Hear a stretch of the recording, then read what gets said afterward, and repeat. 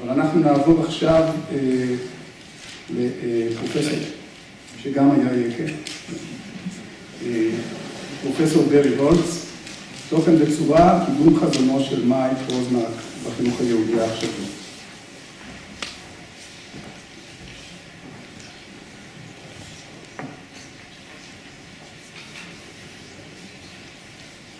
I'm well aware that I am standing in the single most dangerous place to be in any Jewish event. I'm the guy between you and the food. So I ask you for your patience and indulgence. I want to speak about Mike's work looking back and looking forward, looking back on some of the ideas that we learned from him. We've heard much of that already this evening, and looking forward at least a little bit towards some of the implications of this for the future. It's certainly appropriate, and even if it weren't, I would do it anyway, to tell a story about him. Some of you were here in Jerusalem 2 years ago at the Schopen Library when Mike was still alive, and we were able to celebrate the publication of his, I guess, his last English language book, Covenant and Community, and at that time I got to tell the story of how I met Mike Rosenak, but I was thinking of a different story for this evening, and that is, some years ago, after Commandments and Concerns was published, there was a conference here at the Melton Center, and I was asked to introduce Mike before he gave his talk. So, quite appropriately, I thought, I introduced him as the greatest philosopher of Jewish education in the world. I used that line about him many times. So he got up and he looked at me and he said, "Thank you very, very much, but let's not get carried away." And then he said, "You know, recently there's a shopping mall that opened here in Israel, and there's a big advertisement for this shopping mall which says, 'The greatest shopping mall in the Middle East.'" And he said, being the greatest philosopher of Jewish education in the world, it's like being the greatest shopping mall in the Middle East. In the rest of the world, there are other shopping malls. This, of course, is an example of his modesty that was so characteristic of him. And when we think about his legacy, as we are in this conference, one of the many things about him that cannot be easily replicated is that quality of character which stands out in all of our memories in such full force. As the English language speaker in this panel, I want to begin by talking about an aspect of Mike's work that I believe deserves attention that it has not received. I've often felt that it was unfortunate that the book that brought Mike to fame, that established his reputation in the academic community, was Commandments and Concerns, as Professor Harvey has discussed. Not because the book is unworthy of its reputation. It is indeed a great contribution, an enduring classic in which one can find both deep insight and probing questions. I had the opportunity to review Commandments and Concerns when it came out. I reviewed it in Tikkun magazine and wrote at the time, and here's a quotation, that it was the finest book about Jewish education of at least the last decade, that indeed it may be the finest book ever published in the English language about the theory and philosophy of Jewish education in the modern age. And now, almost 30 years later, it still is true, despite the great growth in the academic field of Jewish education, with many notable publications that have followed. It is truly a great book. But the reason that I regret that it was this book that made Mike's reputation outside of the world of those of us who had been his students, that is that that book gave a limited picture of his quite marvelous style as a writer. The opening 80 pages of the book are deep and dense and no easy read for the Jewish educator who is not trained in philosophy, theology, educational theory, and Jewish studies. I remember discussing the challenges of teaching that book to our MA students at JTS with Professor Isa Aaron from Hebrew Union College. And Isa said to me, I just skipped to chapter 5. And I understood her point, because after the warm-up of the first 4 chapters, that great chapter 5 called The Scholar, the Believer, and the Educator is where the book takes off. But what I would want to emphasize is that Mike could write in other registers as well. He was a wonderful book reviewer and a gifted essayist. In the 1980s, my colleague Eduardo Rav, Zichrono Livracha, and I edited a publication at JTS called the Melton Journal, based in the Melton Research Center at JTS, what we like to call the first Melton Center. No offense. It was a journal that invited scholars, practitioners, journalists, writers of all sorts to tease out the concept of Jewish education in an open-ended and wide-ranging way in a series of theme-based issues. Eddie Ralph and I came up with a great idea. I think it was probably Eddie's idea. We invited Mike to write a series of lengthy articles which we called Jerusalem Notebook, in which he could write about whatever he wanted, reflecting on life, politics, religion, in contemporary and even historical Israel. He wrote 7 or 8 of these over the years, and in advance of this conference, I reread them recently. And here we saw a different Rosenak style from that of Commandments and Concerns. It was more like an article from the New Yorker. Really smart, really polished, but accessible and shorn of academic stylistic flourishes. This was Mike as a writer of essays, as the French would say, of feuilleton. And even in Mike's later academic writing, one can see his ability to turn a phrase and find the perfect anecdote to get across his point.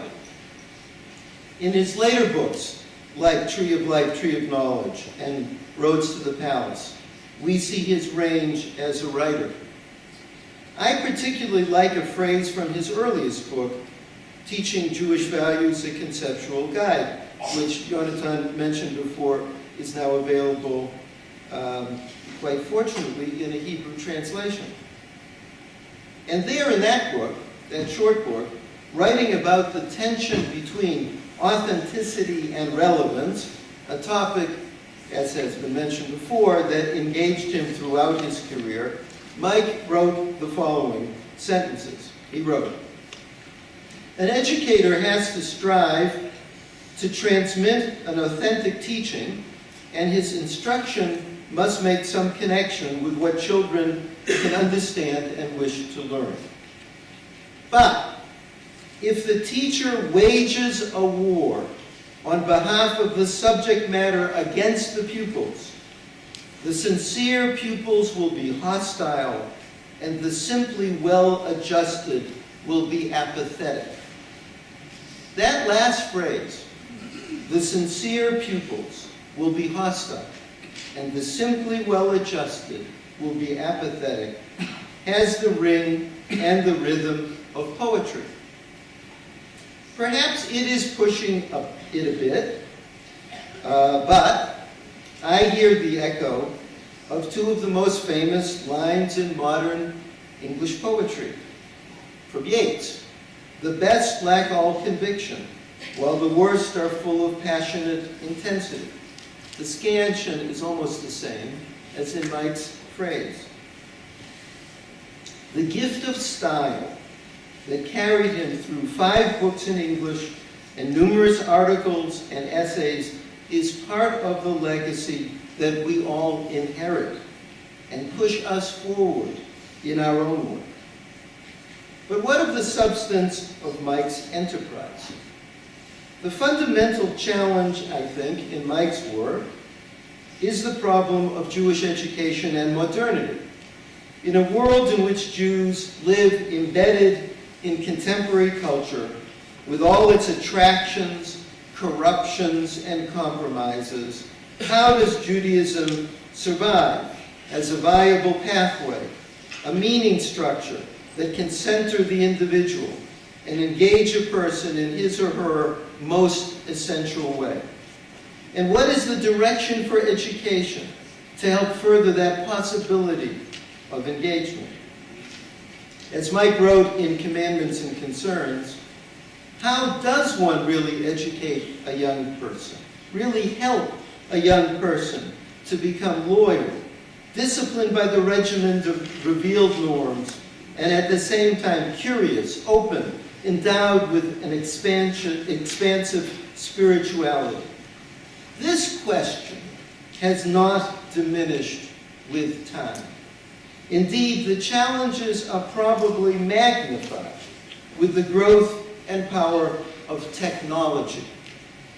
By that I mean the influence of the so-called general culture on Jews is intensified by the bombardment of that's general culture's, messages through cyberspace and social media.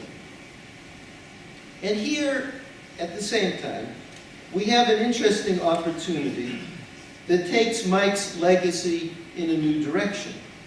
What, we might ask, does technological change have to offer in its power to educate?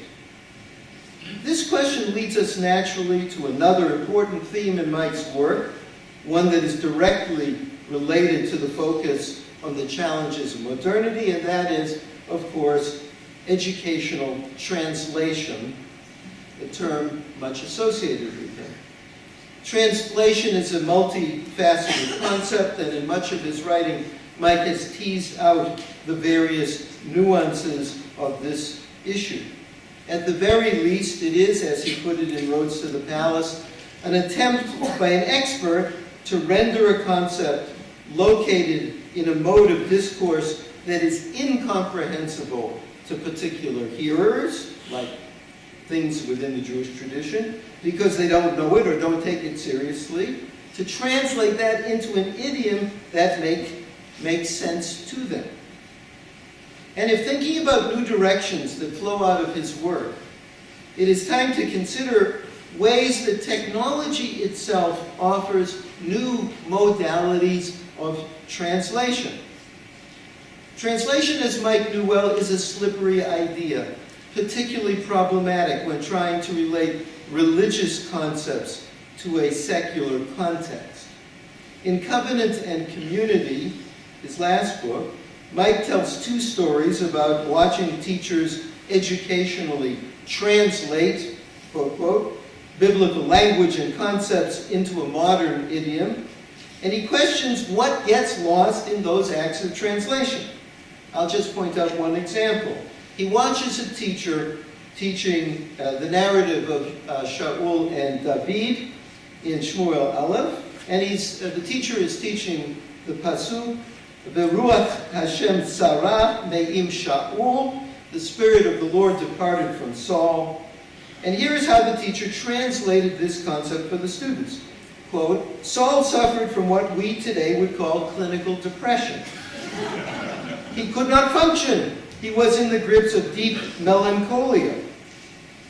This explanation, Mike pointed out, is an act of educational translation, a plausible manner of explaining the text and making it lucid.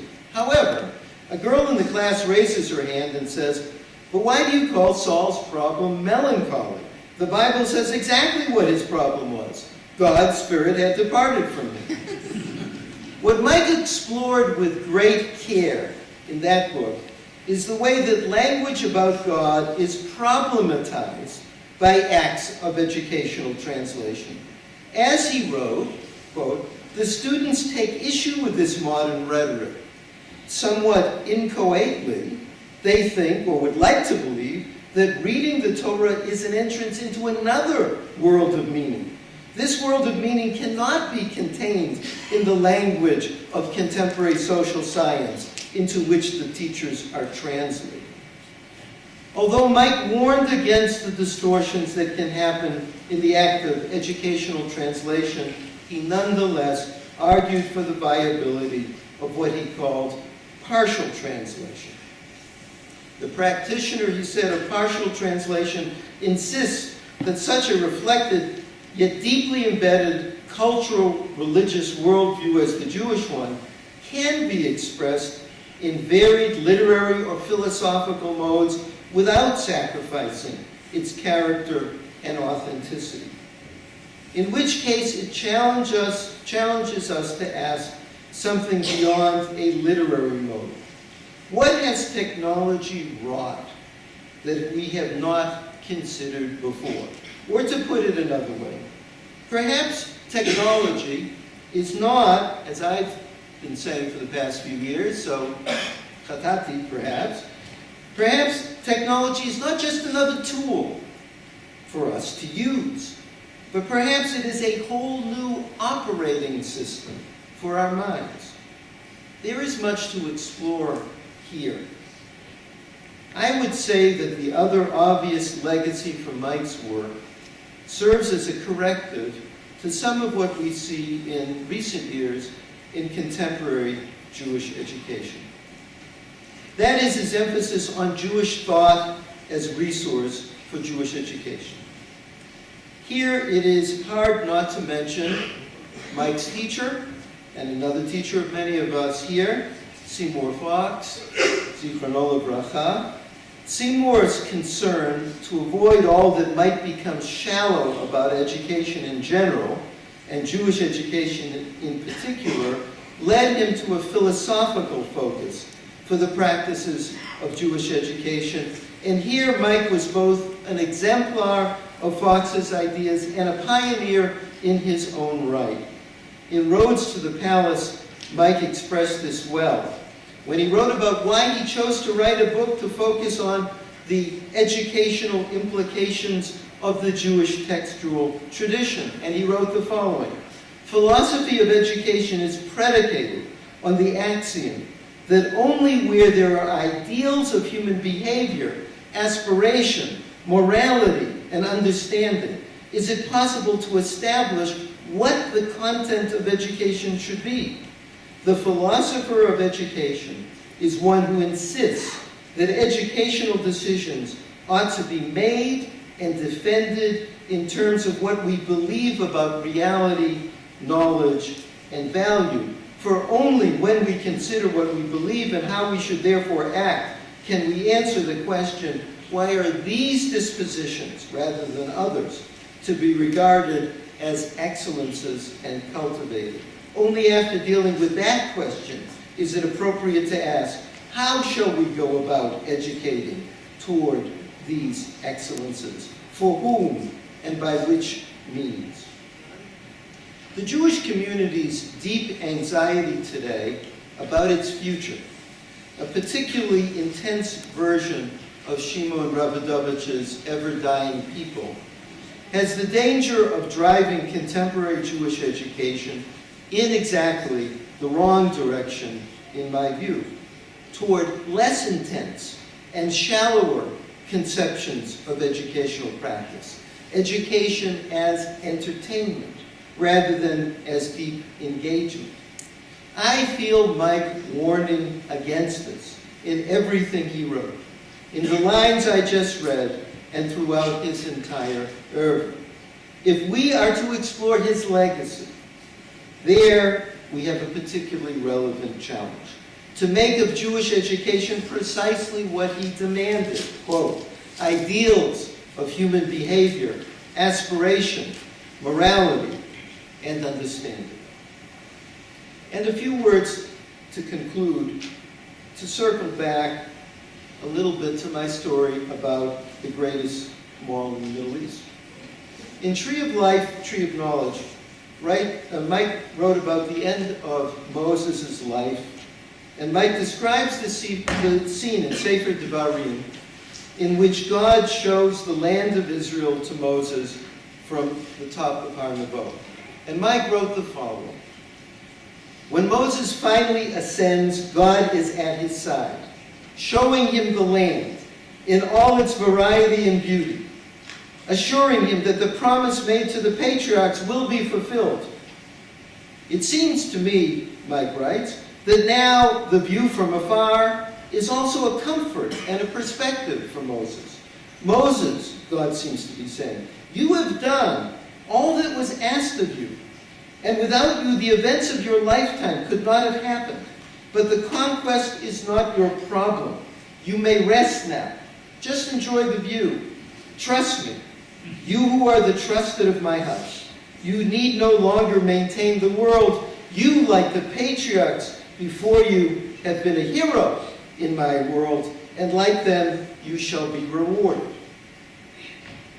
For me, it is hard to read this passage without thinking of Mike himself.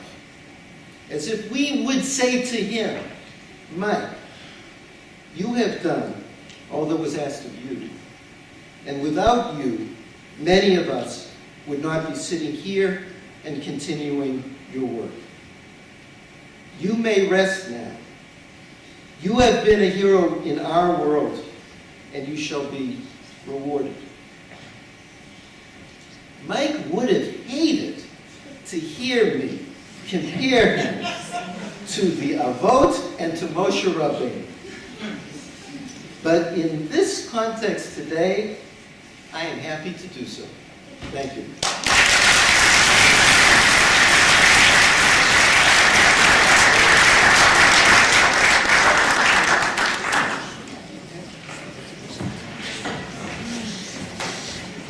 שמענו כאן הרצאות מאלפות על מייק ועל דרכו, ואולי טוב לסיים שוב באילוסטרציה קצרה מדברי חז"ל, משעשעת, אבל גם משקפת מאוד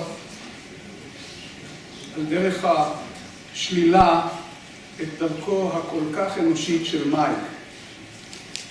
והמדרש מספר לנו על מעשה ברבי ינאי שהיה מהלך בדרך, ופגע בו אדם אחד שהיה משופע. משופע הכוונה עשיר. היה משופע ביותר. אמר לו רבי ינאי, תואיל נא רבי להתארח אצלי בביתי. הוא רואה אדם עשיר, מזמין אותו לביתו. אמר לו ההוא, מה דהני לך? כל מה שתרצה. הכניסו רבי ינאי לתוך ביתו, בדקו במקרא ולא מצאו. הכניס אותו הביתה והתחיל לבחון אותו. בדק אותו במקרא והוא אינו יודע מקרא. בדקו במשנה ולא מצאו. גם משנה איננו יודע. בתלמוד ולא מצאו. בהגדה ולא מצאו. לבסוף אמר לו ינאי, תול וברך. זאת אומרת, תברך ברכת המזון. אכלת? ברך ברכת המזון. אמר לו, יברך ינאי בביתו. אמר לו רבי ינאי לאותו משופע, כלום תוכל לפחות לומר מה שאומר לפניך? תחזור לפחות אחריי, אינך יודע אפילו לברך? תחזור אחריי. אמר לו כן. אמר לו רבי ינאי, אמור, אכל הכלב את פיתו של ינאי. עמד עליו המשופע ותפסו, מה? ירושתי אצלך ואתה מונה אותי, מעליב אותי? אמר לו רבי ינאי, ומה ירושה יש לך אצלי? אמר לו, שכן התינוקות קוראים, הוא שומע כשהוא עובר ליד גן הילדים, ליד החדר, הוא שומע תינוקות קוראים, תורה ציווה לנו משה מורשה. קהילת ינאי לא כתוב כאן, אלא קהילת יעקב, מורשה קהילת יעקב. תורה מורשה אף שלי. מי שנתפייסו, אמר לו ינאי, תמה אני, במה זכית לאכול משולחני? אמר לו, מן ימי לא שמעתי מילה רעה והחזרתיה לי ועליה. ולא ראיתי שניים מתקדשים זה עם זה, שלא נתתי שלום ביניהם. אמר לו רבי ינאי, כל כך דרך ארץ יש בך, ואני קראתיך כלב? הדאו דכתיב, לשמור את דרך עץ החיים. דרך זו דרך ארץ, ואחר כך עץ החיים זו תורה. ואני מתפלל יחד עם כל הנוכחים כאן, שנזכה להמשיך את מורשתו של מייק, בבחינת יוצרי הבינני מורשה לאנכי. תודה.